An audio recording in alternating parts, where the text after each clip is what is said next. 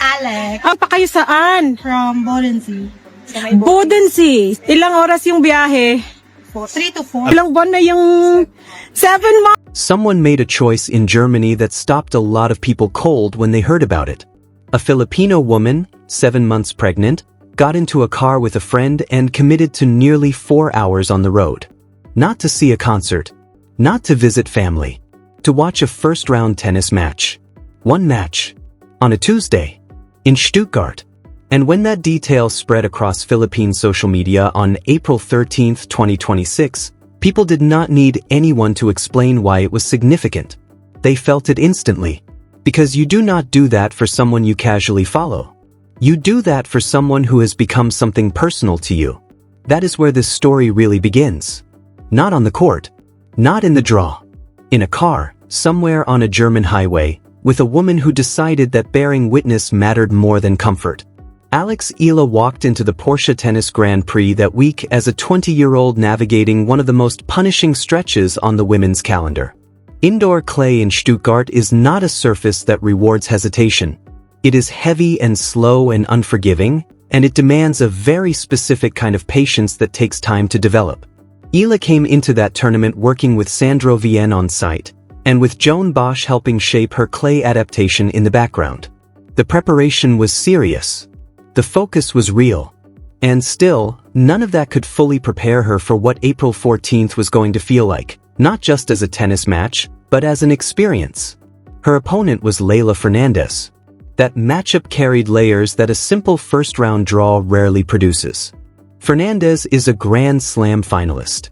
She has been in the deepest pressure situations professional tennis offers, and she has not broken.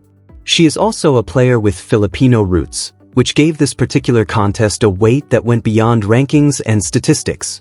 Two women with shared heritage standing on opposite sides of a net in the middle of Europe, while a crowd that had traveled across borders chanted one name. That is not a typical Tuesday in Stuttgart. By the time the match began, the Porsche Arena had started to feel less like a neutral European venue and more like a gathering point for people who refused to let one of their own feel alone in a foreign country. That shift in atmosphere did not happen by accident. It happened because of what Alex Eala has quietly built over the past year and a half. She has not just won matches. She has created a pull. A kind of gravitational force that draws people toward her story and keeps them there. And Stuttgart was the moment that force became impossible to deny. Let's stay with that pregnant woman for a moment, because her story deserves more than a passing mention. Think about what that decision actually required. You are 7 months along. Every hour in a car involves negotiating your own body. Your back. Your breathing. The physical reality of being that far into a pregnancy is not subtle. And you look at a tournament schedule, you see Alex Eala's name in the first round, and you make the calculation that nearly 4 hours of travel is worth it for one match on a surface she is still learning. That is not impulsive. That is deliberate. That is someone who has thought about what this player means to her and decided that being in the room, being present, being one of the voices in that arena, matters enough to carry the cost. And she was not alone. She brought a friend. They drove together through Germany, and when they arrived, they walked into a building where other Filipinos had already gathered, flags ready, voices ready, hearts ready. The viral clips that circulated after the event showed something that is genuinely hard to manufacture. You could see the crowd clustering around Eala's arrival. You could hear the chanting. You could watch the energy in that building shift around one person. Porsche Arena has hosted some of the biggest names in women's tennis over the years. But on that particular day, the center of gravity belonged to a 20-year-old from the Philippines who had never played a match there before. That is the Eala effect, and Stuttgart put it on display for anyone who was still somehow unconvinced. Now here is where the story has to be honest, because the scoreboard does not lie and there is no version of this telling that glosses over it. The first set ended 6-1 in favor of Fernandez. On indoor clay, against a player of that quality, losing the opener that decisively is a genuine test of what you are made of. A lot of players at 20 years old would find a way to quietly disappear into the second set. Let the situation manage itself. Stop really competing and just finish out the match with dignity intact. Eala did not do that. The second set went to 6-4, also for Fernandez, but the distance between those two sets tells a story that the final scoreline does not fully capture. She made Fernandez work. She made her earn it. She gave the crowd in those stands something to stay loud for. And they stayed loud. That crowd was not cheering a winner. They were cheering a competitor. There is a meaningful difference between those two things, and every person in that building understood it. The fans who had driven hours, who had rearranged their schedules, who had shown up with flags and voices and full hearts, they did not leave that arena feeling deceived. They left feeling confirmed. Because what they came to see was not a trophy. They came to see who Alex Eala is when the match is hard and the surface is foreign and the score is not going her way. And she showed them exactly that. She fought. She stayed present. She did not give Fernandez the easy path. And after it was over, Eala did not disappear into a tunnel. She stayed. She signed autographs. She took photographs. She met the people who had come for her and she gave them the part of herself that the match had temporarily withheld, the connection. That matters more than people sometimes realize. Fans can absorb a loss when the bond they traveled to experience turns out to be genuine the moment the competition ends. She gave them that. But the moment that genuinely elevated this story beyond the usual narrative of devoted fans supporting a rising star came from somewhere unexpected. It came from across the net. Leylah Fernandez, after winning, after closing out a match against a tenacious opponent on a day loaded with emotion and noise and cultural weight, did not walk off and talk about herself. She talked about Eala. She said that Alex is not going to go down easy, that you can see her fight, that you are going to have to take the match from her. She is not going to hand it over. Think about what it means for those words to come from that specific source. Fernandez is not a commentator working a broadcast. She is not a fan writing online. She is the person who was standing on the other side of the net. She is the one who felt every point that Eala made her play for in that second set. She is the one who had every reason to stay focused entirely on her own performance and her own result. And instead she chose to say, out loud, to anyone listening, that Alex Eala is the kind of player you have to take down, not wait out. That is peer recognition. That is one competitor acknowledging the legitimacy of another in the most credible terms available. No amount of fan support, no matter how passionate, no matter how far it travels, carries the weight that those words carry when they come from a Grand Slam finalist who just spent an hour and a half trying to beat you. Fernandez also described the match as something like facing a mirror image. Two players shaped by shared roots, by similar competitive instincts, by a relationship to this sport that runs through the same cultural veins. That detail adds another layer to what Stuttgart produced. Because it means the respect Fernandez offered was not general politeness. It was specific. It came from a place of recognition. She saw something in Eala that she understood, and she named it. Now step back from the individual match for a moment and look at what Stuttgart actually represented on a larger scale.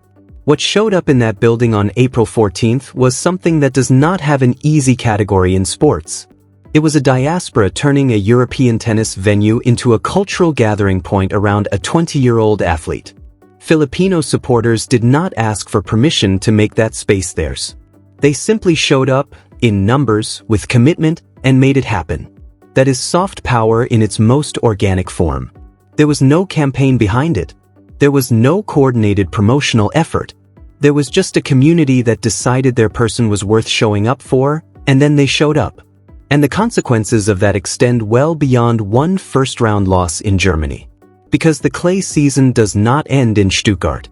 It moves to Madrid, then Rome, then Paris, Roland Garros, the biggest clay court stage in the world. Every one of those stops now carries a question that was not on the table before this week. Not just how will Eala perform on clay, but how loud can her people make the next venue feel? Stuttgart answered whether the support would travel. The answer is yes, absolutely, without hesitation, even pregnant, even through 4 hours of German highway. The next question is what that support does to the atmosphere in the venues still to come. Here is something worth considering about what this kind of backing actually does for a player in the middle of a difficult surface transition. Clay is demanding in ways that are not always visible in the score. It asks you to be patient in moments when your instincts want you to be aggressive. It asks you to accept longer rallies, to trust your movement, to build points differently than you might on the surfaces where you feel most natural. That adjustment takes time and it takes confidence.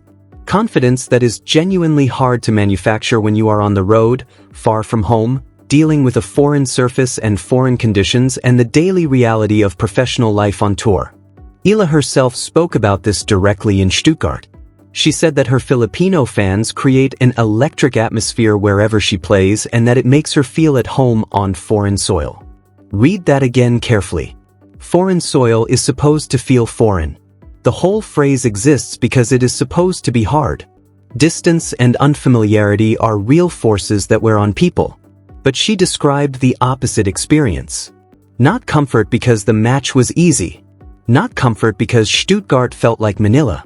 Comfort because her people found her and made the space feel like home anyway. That is what the 7-month pregnant woman in the car was part of. That is what the chanting crowd and the flags and the viral clips were part of. They were not just expressing support. They were building shelter. And that changes something for a player in the middle of a grind as demanding as the European clay season. The complete picture of Stuttgart is this. Alex Eala lost. 1-6, 4-6. The clay transition is ongoing and the challenges are real. Nothing about the result flattered her opening set performance. But the full story of that day does not belong only to the scoreboard. It belongs to a crowd that traveled across borders to be present. It belongs to a player who stayed and connected with her people after the defeat instead of retreating from the weight of it. It belongs to Leila Fernandez saying, without hesitation, that Eala is someone you have to take, not someone who simply fades.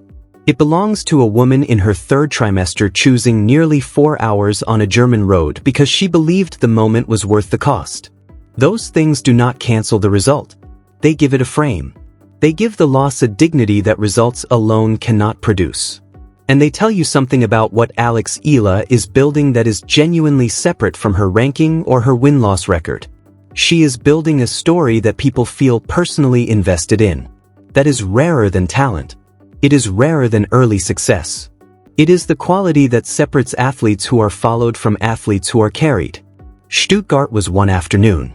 But what it revealed has consequences that stretch far beyond Germany, far beyond April, and far beyond whatever the clay season ultimately produces in terms of results. She left without the win. She left with something that matters more in the long run. Evidence, delivered in the most human terms possible, that wherever she goes, her people will find her. And they will make the room feel like home.